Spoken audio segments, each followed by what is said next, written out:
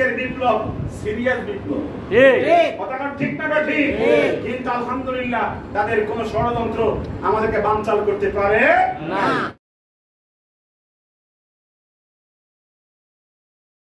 যাই হোক, আমরা আরো সক্রিয় হব, আরো আমরা এগিয়ে যাব। এই স্বপ্ন নিয়ে আজকে আমরা এখান থেকে উঠবো। আমাদের মাঝে হুজুর এখন বলতে চান, দোয়া করবেন। আপনাদের খিদা কষ্টের দিকে লক্ষ্য করে হুজুর কথা বলবেন না। যাই হোক, হুজুর দোয়া করলো, এটা নসিহত। কি বলেন, ঠিক কি? হুজুরকে আজকে শেষ করার জন্য দোয়ার মাধ্যমে আমি বিনীত অনুরোধ জানাচ্ছি।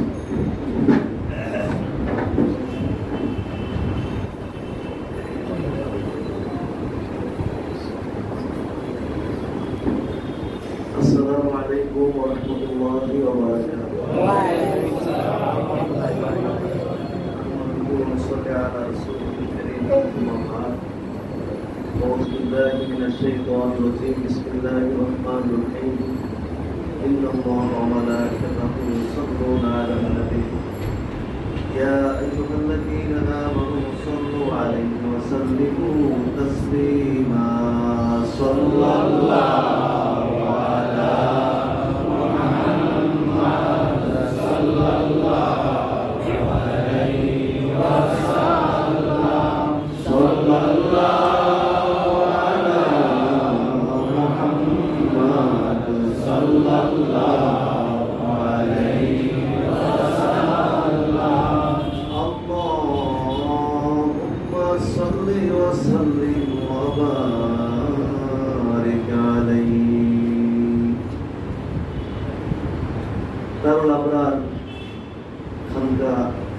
অনুষ্ঠিত বাংলাদেশ ইসলামী যুব কাফেলা ঢাকা মহানগরী কর্তৃক আয়োজিত আজকের এই কর্মী সম্মেলনে উপস্থিত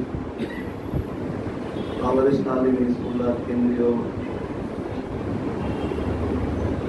এবং বাংলাদেশ ইসলামী যুব কাফেলার কেন্দ্রীয় এবং ঢাকা মহানগরী এবং তার অধীনে বিভিন্ন উপজেলার থানা বিভিন্ন স্তরের নেতৃবৃন্দ, আল্লাহ তাআলার প্রতি শুকরিয়া। আমরা সুষ্ঠু সুন্দরভাবে 11:30 থেকে শুরু করে পর্যন্ত আমরা আমাদের আজকের এই সম্মেলন বা আজকের এই কর্মী সমাবেশ সফলভাবে করতে পেরেছি। এই জন্য আল্লাহ তাআলার প্রতি শুকরিয়া, আমরা শুকর বলি আলহামদুলিল্লাহ। স্বাভাবিক কারণে আপনারা অধৈর্য হয়ে গেছেন, যেহেতু দুপুরবেলার খাবার সারা সবাই অভ্যস্ত, দুপুরে খাওয়া দাওয়া খেয়ে এটা আমাদের অভ্যাস। ব্যতিক্রম হলে স্বাভাবিক কারণে কষ্ট করে যায়। আমার মনে হয় যে পরবর্তীতে যথাসময়ে এটা শুরু এবং যথাসময়ে শেষ করার বিষয়টা এটা আমাদের গুরুত্ব দেওয়া দরকার। কারণ আমাদের যে কোনো বিষয়ে সফল হওয়ার জন্য সময়ের গুরুত্বটা কিন্তু খুবই গুরুত্বপূর্ণ একটা বিষয়। কি বলেন, ঠিক না? 10টায় সময় দিয়ে যদি 11টা 12টা এরকম হয়ে যায়, তাহলে দেখা গেল যে প্রথমেই কিন্তু আমাদের যে আপনার ওটা এখানে ব্যর্থ হয়ে যায়। তো এটা একটা গুরুত্বপূর্ণ সমস্যা।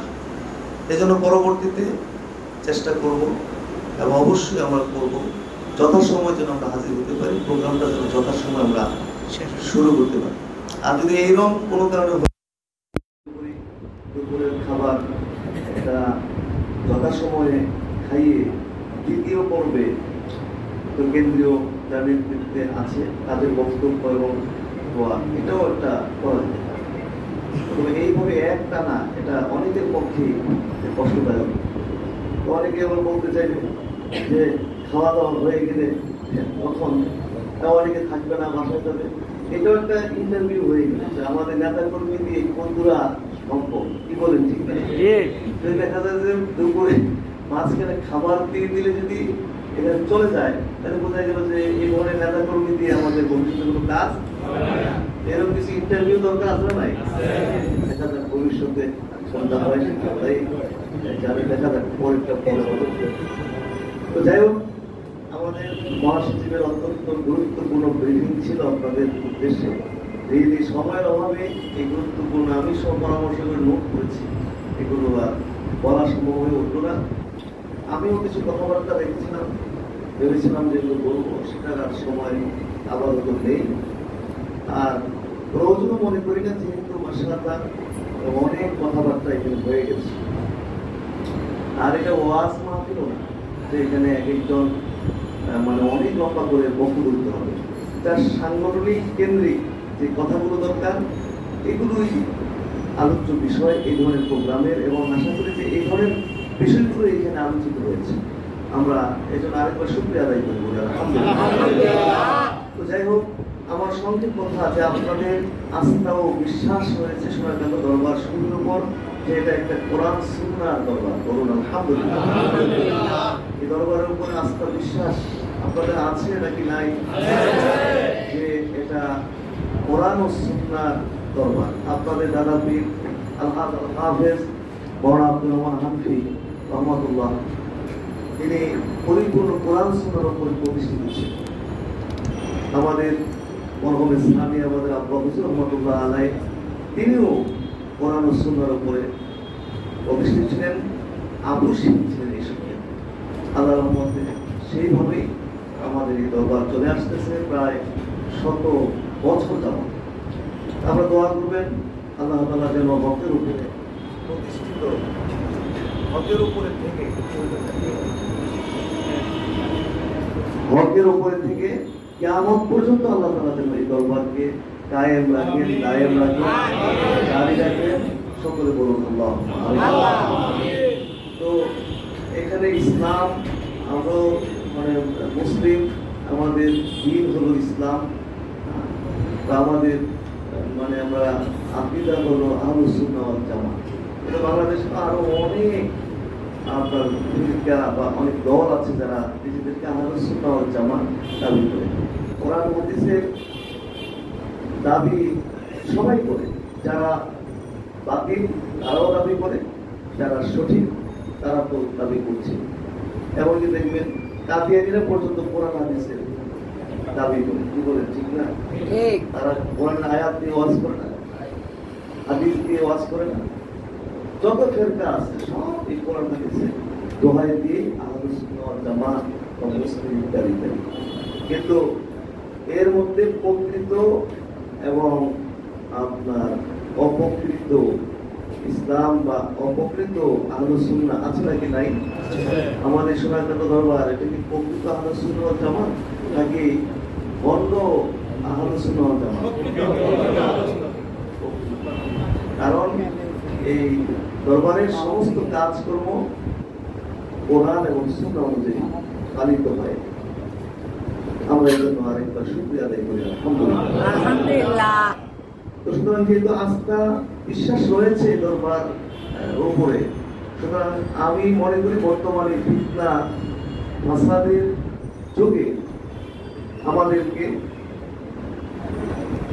আজে বাজে কথাবার্তায় কান না দিয়ে আস্থা রেখে এর উপরে থাকাটাই আমি মনে করি যে নিরাপদ।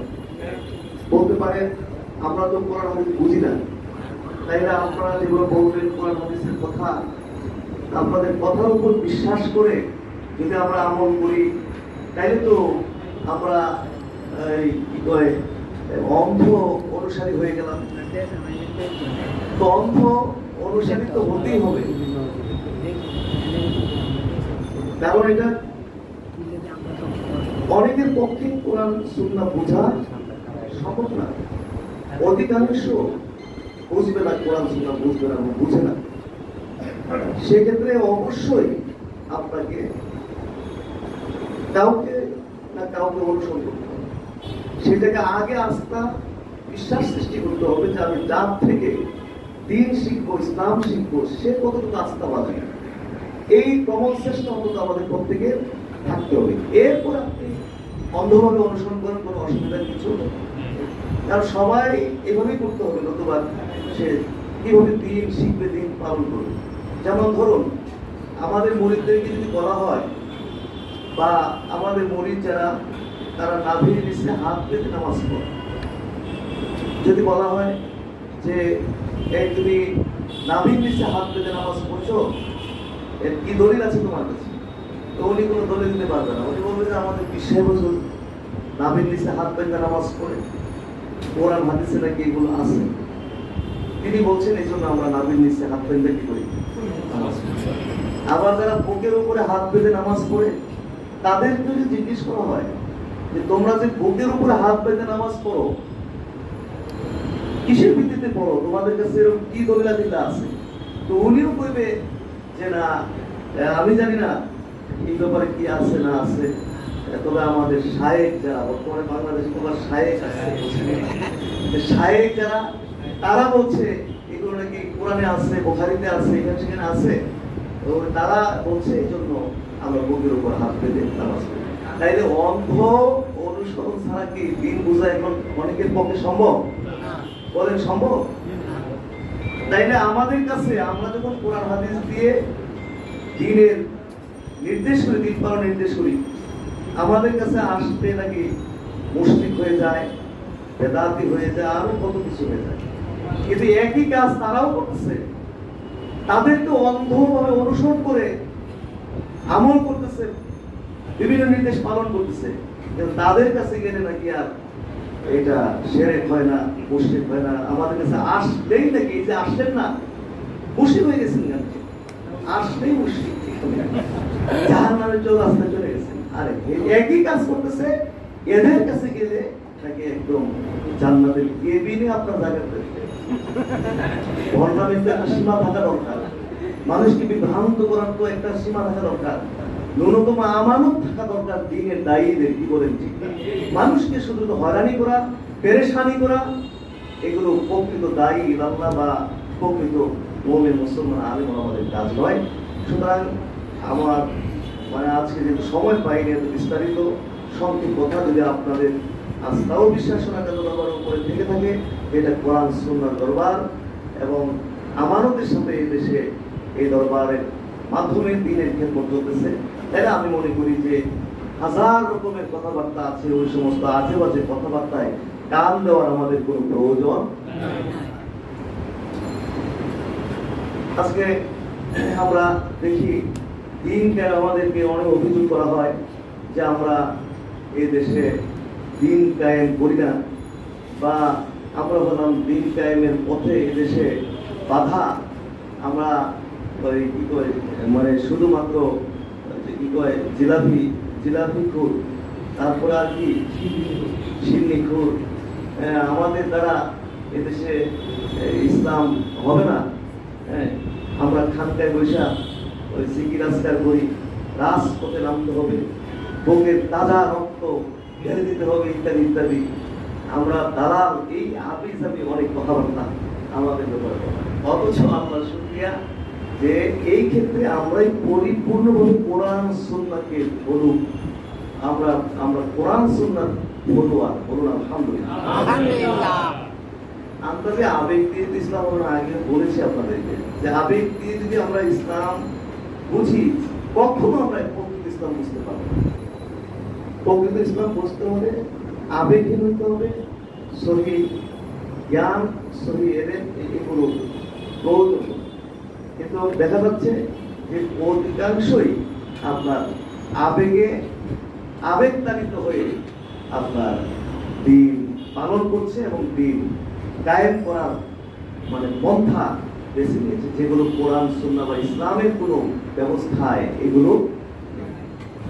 এটা আমাদের দিনের নামে, দিন কায়েমের নামে বা রাজনীতির নামে যত অপরাজনীতি এগুলো চলছে, যার কারণে দেখা যাচ্ছে দিন প্রতিষ্ঠিত না হইয়া দিন কায়েমের রাস্তাগুলো আরো সংকুচিত হয়ে যাচ্ছে,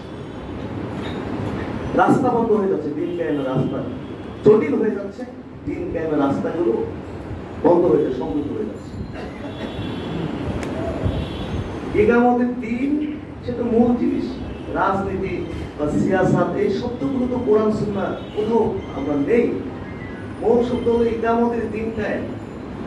দিন কায়েম বলতে দিন তো কায়েম শুরু হবে নিজের থেকে শুরু হবে, এটা নিজের থেকে শুরু হবে, মানে নিজের কাছ থেকে শুরু হবে।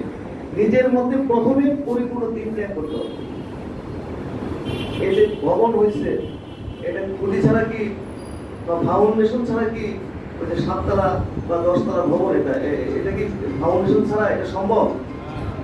নিজের থেকে তো দিন কায়েম করতে হবে। এবং এটা আম বিষয়, এটা আমাদের দিন এটা আম বিষয়। একে নিজের থেকে শুরু করে পরিবার, সমাজ, তারপরে সব পরিবর্তন হয়ে গেলে অটো সিস্টেমে আপনার রাষ্ট্রে দিন কায়েম হয়ে যাবে। এই নিজের সব ফাউন্ডেশন বাদ দিয়ে যদি আমি ওই ছাদ দিতে চাই, তাইলে কি কখনোই ছাদ হবে? ছাদ হবে। এই বিষয়গুলো আমাদের ঠান্ডা মাথায় কোরআন সুন্নাহর কষ্টি পাথরে আমাদের দেখা যাচ্ছে যে এখন নিজের মধ্যে দিন নেই বা দিনের যে ধাপগুলো আছে এইগুলোর কোনো চিন্তা ভাবনা নেই, মানে ডাইরেক্ট রাষ্ট্রে দিন কায়েম। আর এই দিন কায়েমের নামে, ইসলামের নামে যত মানে খারাপ পদ্ধতি আছে এগুলো ব্যবহার করা হয়েছে, যার কারণে দিন কায়েম হয় না, বরং দিন আরো ধ্বংসের দিকে চলে যাচ্ছে, ক্ষতিগ্রস্ত হওয়ার দিকে। অন্যায়ের প্রতিবাদ, এটা ঠিক আছে, অবশ্যই অন্যায় প্রতিবাদ করা নির্দেশ, কিন্তু পদ্ধতিগুলো তো আমাদের কোরআন হাদিস থেকে নিতে হবে, নাইলে তো কখনো সফল হওয়া যাবে না। পদ্ধতি হবে যে মন্দ প্রতিবাদের পদ্ধতি সব জায়গায় যদি একটাই আপনি ব্যবহার করেন তাহলে তো হবে না। যেমন বাপ যদি নামাজ না পড়ে, এটা মন্দ কাজ করলো, নামাজ না পড়ে বেরোমাজ, এখন সন্তানরা কি এই কথা, সন্তানরা যদি বলে যে বাপ নামাজ পড়বে না, আমাদের মতো যার সন্তান আছে অথচ আমাদের বাপ নামাজ পড়বে না, প্রশ্ন ওঠে না। আসো সবাই মিলা ধরো, বাপরে ধরো, খাওয়াইয়া তারপরে লাঠি দিয়ে পিটাইয়া মসজিদে তুলে যায়। কি বলে দেখি মন্দের প্রতিবাদ হইল? কথা বলে মন্দের প্রতিবাদ হয়েছে? কিন্তু আমার সন্তান যদি বেনামাজি হয়, নামাজ না পড়ে, তাহলে পিতাকে নির্দেশ দেওয়া হয়েছে যে প্রয়োজনে সন্তানকে প্রহার করে হলো কোথায় নেবে। তাহলে পদ্ধতি একটা না পদ্ধতি দুইটা? ঠিক আছে, বাবার জন্য এক পদ্ধতি, বাবার অন্যায়ের প্রতিবাদের একটা পদ্ধতি দেওয়া হলো, সন্তানের জন্য আরেক রকম। গভর্নমেন্টের পক্ষ থেকে যদি কোনো অন্যায় দেখা যায়, তাদেরকে প্রতিবাদের ব্যবস্থা, নিয়ম পদ্ধতি ইসলাম দিচ্ছে, ওইগুলো ফলো করতে হবে, নতুবা ইসলাম কায়েম হবে না, বড় ইসলাম আরো কি হয়ে যাবে, সংকটে চলে যাবে। ইযহাবা ইলা ফিরাউন ইন্নাহু তাগা ফাকুলা লাহু কাওলান লাইয়িনা। পৃথিবীর সবচেয়ে বড় সন্ত্রাসী, খোদাদ্রোহী আপনার নাম কি, ফিরাউনের কাছে দুজন নবী পাঠাইছেন যে তোমরা দুজনে যাও, হযরত মুসা আলাইহিস সালাম এবং ওনার ভাই হারুন আলাইহিস সালাম, দুজনে পাঠাইছে, যাও গিয়ে মানে সে সীমা লঙ্ঘন করছে, তাকে কি করো, তাকে কি অত সুন্দর ভাষায়, নরম ভাষায়, নরম ভাষায় তাকে বুঝাও। শাসককে সচেতন করার পদ্ধতি কিন্তু ইসলাম এখানে দিয়ে দেবে। কাজ নিতে হবে, অ্যাপয়েন্টমেন্ট নিয়ে সরকারের কাজ নিতে হবে, বলতে হবে যে কোরআন সুন্নাহ এই আছে, এইগুলো কোরআন সুন্নাহ বিরোধী, সুতরাং এগুলোকে বিরত হয়। যদি হয় আলহামদুলিল্লাহ ভালো, আর বিরত না হলে আমাদের আর কোনো কি নাই, দায়িত্ব নাই, যেহেতু না ইউকাল্লিফুল্লাহু নাফসান ইল্লা উসাহা, সাধ্যের বাইরে আল্লাহ তাআলা কাউকে কোনো জিনিস চাপায়া দেন না। এই যে হাদিসের অপব্যাখ্যা করে আমাদেরকে অনেক আজে বাজে কথা বলা হয়, আফদালুল জিহাদে কালিমাতুল হাক্কি ইনদা সুলতানিল জায়, বলে কি এই হাদিসের অনুবাদ করে কেমনে যে সর্বোত্তম জিহাদ হলো, সর্বোত্তম জিহাদ হলো কালিমাতুল হাক্কি, হক কথা বলা, ইনদা সুলতানিল জায়, জালেম শাসকের বিরুদ্ধে হক কথা বলা হলো সর্বোত্তম জিহাদ। অনুবাদ নাকি সঠিক না ভুল? ভুল। আফদালুল জিহাদে কালিমাতু হাক্কিন ইনদা, সর্বোত্তম জিহাদ হলো হক কথা বলা। ইনদা, ইনদা মানে কি বিরুদ্ধে না নিকটে? ইনদা শব্দের অর্থ কি বিরুদ্ধে না নিকটে? নিকটে। জালেম শাসকের নিকটে সামনে হক কথা বলা হলো সর্বোত্তম জিহাদ। কিন্তু তারা দেখবেন আবেগকে এক এক বক্তব্য দিলে বড় স্টেজের পায়াটা ছিল তার মতো। জালেম শাসকের বিরুদ্ধে হক কথা বলা সর্বোত্তম জিহাদ। ভুল। ইংরেজ শব্দ নিকটে, ওই মাঠে ময়দানে এরকম বলা হয় না, রাজপথে বলা হয় নাকি, এখানে সেখানে চিল্লাচিল্লি করতে বলা হয় না। সোজা চলে তো এখন সামনে বলতে হবে, তাদেরকে বলতে হবে। যে ছিল হইল, আর না হইল আর আমাদের কোনো কি নাই। তো এই পদ্ধতি, সর্বক্ষেত্রে পদ্ধতিগুলো যদি আমরা কোরআন সুন্নাহ থেকে নিয়ে আমরা অ্যাপ্লাই করি, তাহলে দেখা যাবে যে দুনিয়া এবং আখিরাত সুন্দর হবে, সমস্যা দূর হবে এবং সমস্যার সমাধান। এছাড়া যদি আমরা গণতন্ত্র নামের যে ধর্ম পৃথিবীতে চলতেছে, ওই ধর্ম থেকে যদি আমরা পদ্ধতিগুলো গ্রহণ করি, তাহলে সমস্যা দূর হবে না, বরং আরো সমস্যা কি বাড়বে। আমরা যদি মুসলিম হয়ে থাকি, আলেম হয়ে থাকি, ইসলামী দল, ইসলামী সংগঠনের লোক হয়ে থাকি, তাইলে আমরা কি আমাদের ধর্ম থেকে, আমাদের দিন থেকে পদ্ধতিগুলো নিব, নাকি আব্রাহাম লিঙ্কনের যে ধর্ম, ওই ধর্ম থেকে পদ্ধতিগুলো আনবো? তাইলে এগুলো ঠান্ডা মাথায় কোরআন সুন্নাহ যে ক্ষেত্রে যেই নির্দেশ দেওয়া হয়েছে সেগুলো আমাদের ফলো করে চলবে। দেখা যাবে যে আমরা আমাদের দেশ সুন্দর হবে, আখিরাত সুন্দর হবে, দুনিয়া সুন্দর হবে, আখিরাত সুন্দর হবে। আল্লাহ তাআলা যেন আমাদেরকে পরিপূর্ণ কোরআন সুন্নাহর উপরে সর্বক্ষেত্রে থাকার জন্য তৌফিক দেন। সকলে বলুন আল্লাহুম্মা আমিন। জোরে বলুন আল্লাহুম্মা আমিন। আজকে দেখা যাচ্ছে করোনা ভাইরাস তো আছে, এইসব ছাড়াও দেখা যাচ্ছে যে আরো কিছু কারণে এই দেশে মাহফিলগুলো প্রায় বন্ধের মধ্যে, ঠিক না? মাহফিল বন্ধ।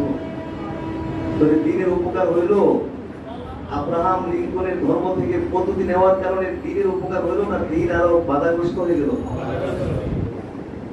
দিন প্রচার, দিন কায়েম যদি মনে করি যে শুধু রাষ্ট্রীয় ক্ষমতা দখল করে সেখানে দিন কায়েম, তাহলে তো হবে। আম শব্দ, ব্যাপক শব্দ, এই যে আমি আপনাদের সামনে কথা বলছি, এখানে কোনো বেনামাজি থাকলেও সে নামাজে উঠতে পারে, এটা তো দিন কায়েম বলা হয়েছে।